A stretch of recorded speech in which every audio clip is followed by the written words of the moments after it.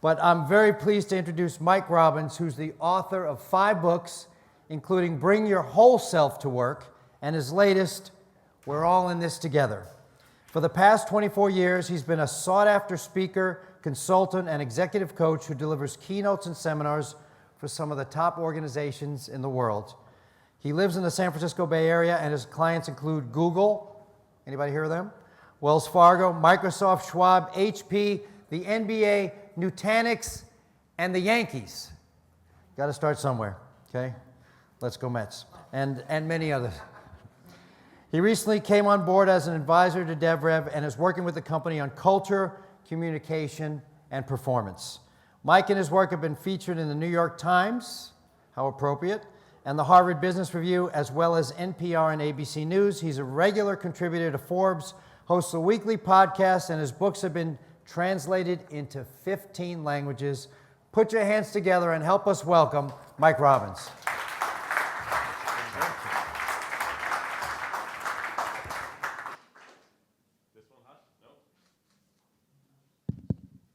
This one hot? Let's use that one. All right. How many of you, like me, have a lot of opinions?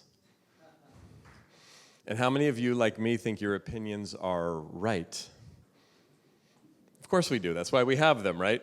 I'm going to talk very briefly about authenticity and how that ties into what we've been talking about here all day with respect to AI and collaboration and efficiency. But I've been studying human performance, team performance, culture for the last couple decades and have the honor of working with Dheeraj and the team here at DevRev. And about 15 years ago, something emerged through my work that was really simple on the one hand, but sort of perplexed me, and that was that, and George was just talking about trust being paramount, that as I was looking at human relationships and team performance, trust was clearly important, and in order to drive trust, we have to have authenticity. But I started to notice there was this thing about authenticity, like what does that actually mean?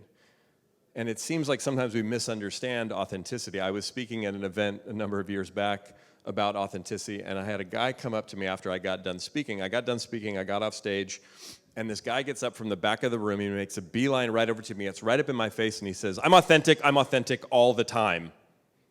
And I was like, okay. He seemed kind of upset. I said, what's the problem? He said, well, I've lost some jobs because of that. I said, really? He said, yeah, not everybody can handle it. Now, at this point, I didn't know this guy, but I was getting a pretty strong sense of his personality, and I'm not exactly sure what prompted me to ask him this somewhat provocative question, but I did. I looked him right in the eye, and I said, now tell me the truth. Is it authentic or obnoxious? He was a little shocked. I was actually shocked, like, oh my gosh, I said that? I don't know if any of you have this issue, but sometimes things just fly out of my mouth. But after his moment of shock, and mine too, he kind of laughed, and then I laughed, and then I said, hey, look, because he said maybe a little bit of both, right? And I said, well, look, I don't know for sure, but if I had to guess, I bet it was the obnoxious that got you fired, not the authentic. Because authenticity is about being genuine. It's about being real. And the question that I asked you a minute ago about your opinions, and are they right, what I found was that what was getting in the way of authentic connection was self-righteousness. I'm right, you're wrong. And then there was this other piece that emerged too from my research, that if we're gonna actually build authentic relationships, yes, we have to be honest, but we have to figure out how we can remove that self-righteousness and then add vulnerability. It's what I call in my work the authenticity equation. It's honesty minus self-righteousness plus vulnerability. And that is really fundamental to our relationships with each other if we're gonna build trust one-on-one. It's fundamental to our teams if we're gonna build cultures of authenticity where people can really trust each other and collaborate. And given the conversation we're having here today, as we think about AI, you think about your companies, you think about collaboration, how does AI benefit us in terms of our ability to get things done, to be more effortless, to have that time back, right, Dheeraj, in the evenings and on the weekends? How does it help us be more efficient in terms of how we do work? But ultimately, is it possible for us to create AI that's actually authentic? And I think that's a big question on the one hand, as we're all trying to figure out what does this whole AI thing mean anyway for how we work, for what we do, for what the future of business and everything looks like. But ultimately, it's what we put in and what comes out. So when you think about this, here's what I've learned about self-righteousness. Now, there's a difference, by the way, between self-righteousness and conviction. Self-righteousness means I'm right, you're wrong. Fundamentally separates us from each other. The natural human response to self-righteousness is defensiveness. How many of you have ever been right in an argument or in a discussion, but people aren't listening to you anyway? Have you ever had that happen? Yeah, it happens all the time, right? You know why that is? Because that natural human response to self-righteousness is defensiveness. We defend ourselves not necessarily against the idea, we defend ourselves against being told that we're wrong. Right? Now there's a difference though. Conviction is, I believe this to be true, I'm willing to speak up, I'm willing to engage, but I have enough humility, enough self-awareness to realize a couple of things. First of all, I might be wrong. You ever been convinced you were right only to realize upon further reflection you were actually wrong? Yeah, like all the time, right? It's called life. It's called relationships. It's called, I don't know, being married. Whatever it is, it's life. But so again, maybe it's not a right-wrong thing. Maybe it's a values thing. Can we at least acknowledge maybe there's another way to look at this thing that I can't currently see, which is always true, which is why diversity is so important. And the tricky thing when we think about technology, and Dheeraj, you and I were talking about this last week, that for the last, 50 years or so, people in computer science, engineers, people in product trying to figure out, right? Humans trying to figure out computer language. Now we're transitioning into a phase where the machines are trying to figure out human language. How does this work? How do you create it in such a way? Because now if you create the AI in a way that's threatening or that's self-righteous, all of a sudden, I don't want to hear that feedback. I want to talk to a person, because I'm hoping the person's going to have some empathy, some understanding, right? And look, we're at the early stages of this. I was at a conference a few months ago in San Francisco with a couple of the ChatGPT guys were up on stage, and one of them said, sort of flippantly, but like, we're like in 1990 of the internet right now with AI. And when he said that, I looked at the person next to me, I was like, oh man. It just put it in context for me with how much further we have to go with this. But if you think about how you operate, you think about how you communicate, and then we think about the ways that we engage AI, and companies like DevRev doing an amazing job of figuring out how do we get everybody to communicate and collaborate, right? Manoj, you show that great visual of all the different disparate parts of the company, and it's like, oh, can I get AI to help me do my job better? Yes, but can we do it so it helps everybody connect? Yes, but we got to build into it and be mindful of the fact if we do it with self-righteousness, it's going to create disconnection and separation. Does that make sense? And here's the issue with self-righteousness. On a human level, when you and I are being self-righteous, we don't think we're being self-righteous. We just think we're right to our own detriment. So we have to be super mindful of it on a human level, and then we have to figure out how do we build AI in such a way so it doesn't operate with that same level of self-righteousness, or we're going to run into the same problems, if not worse. Make sense? And then how do we add in vulnerability? Vulnerability is the other side of the authenticity equation. And what is vulnerability? When you think about vulnerability, the great Dr. Brene Brown at the University of Houston has been studying vulnerability for a couple of decades. I love her definition of vulnerability. She says vulnerability is risk, emotional exposure, and uncertainty. Risk, emotional exposure, and uncertainty. Can you think of anything meaningful or important that you've ever accomplished or experienced in your life, personally or professionally, that did not involve risk, emotional exposure, or uncertainty? If it matters to us, it's going to require one, two, or all three of those things, right? Now, the problem is those things are uncomfortable fundamentally for us as human beings, right? And we talk about robots or we talk about machines, they don't have that same level of vulnerability because there's not the same risk involved. So how do you bake it into, how do we actually have empathy, and how do we build that into thinking about this?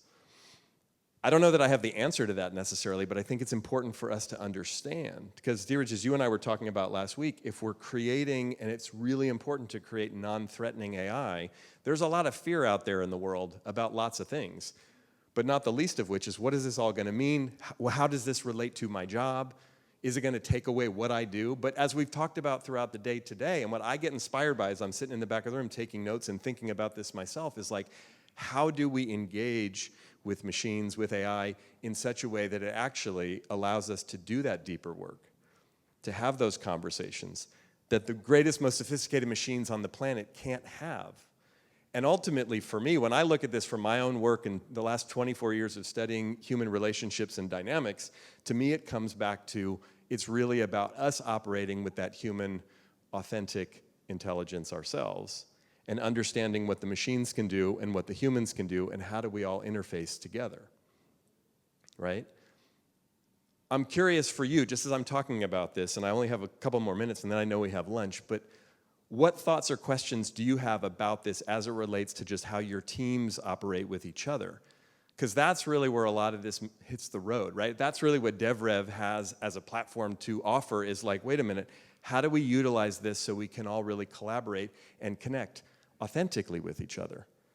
Because if it's just another way to make it more efficient, that's cool, but that doesn't ultimately give us what we want, right? We want to look at these robots as part of the team. But how can we actually personify them in a way, personalize them in a way so they actually become a benefit and not a detriment to what we're doing? Does that make sense? I feel like from today, I walk out of here really inspired and excited and with a whole new set of questions that I have for myself and that I get to ask really smart people that I know about how all of this works. Right? Because how many of you have ever been a part of a team or leading a team where the talent on the team was good, but the team didn't perform very well together? We've all had that experience, and it's super frustrating, right? You just hired all the right people, you got everybody, they have all the resumes, but like something's off. But on the flip side, how many of you have ever been a part of a team or leading a team where it's not like every single person on the team in and of themselves is a rock star, but something about the team just kind of works and the team really performs? Yeah, that's cool. Harder and not as common, but like I have been fascinated by this phenomenon for most of my life. So I grew up out in California where I still live in the Bay Area, but I played baseball as a kid all growing up. Got a chance to play in college at Stanford, got a chance to play professionally with the Kansas City Royals. Unfortunately got hurt, injured my pitching arm when I was still early in my career. But as much as I loved the game when I was playing, and I did, and as disappointed as I was when I got hurt and my career ended, one of the things I became most fascinated by was the whole team dynamic part of it. Because I was on some teams sometimes we had really good talent, really good players, but the team wasn't very good. I don't know, the coach was weird or there were egos or whatever the heck it was, we would underperform. And it was like, what is that? But then I was on some other teams where it wasn't like the talent was off the charts, but the team was fantastic. We would beat other teams that had better players than we did, which didn't make sense. Called it chemistry. No one knew what the heck that was, but you knew when you had it, and you definitely knew when you didn't have it. And it wasn't just some warm, fuzzy, touchy-feely thing. It like made us play better on the field. So the question for all of us is you think about that on a human level, and you try to get the right people on the team, the right spots on the bus, all the metaphors we know, and you know how hard that is. But now we're going to add a bunch of robots to the mix. Ooh, man, now that's going to add a whole nother layer to it, right? And on the one hand, there's not going to be the same level of emotionality or potentially drama, but we got to figure out how we set that up in an authentic way so it really does become an asset to all of us and to everyone that we're doing business with. And what that starts with is us being able to really make a commitment to actually operating with authenticity. One of my mentors years ago said this thing to me that I never forgot. He said, Mike, you know what stands between you and the kind of relationships you really want to have with people? I said, what's that? He said, it's usually a 10-minute sweaty palm conversation you're too afraid to have. He said, if you get good at those 10-minute sweaty palm conversations, you'll have fantastic relationships. He said, but if you do like most of us and avoid them because they can be awkward and uncomfortable, then you end up being a victim of who you work with, who you live with. Now look, I don't love having those conversations any more than the next person, but they're just necessary.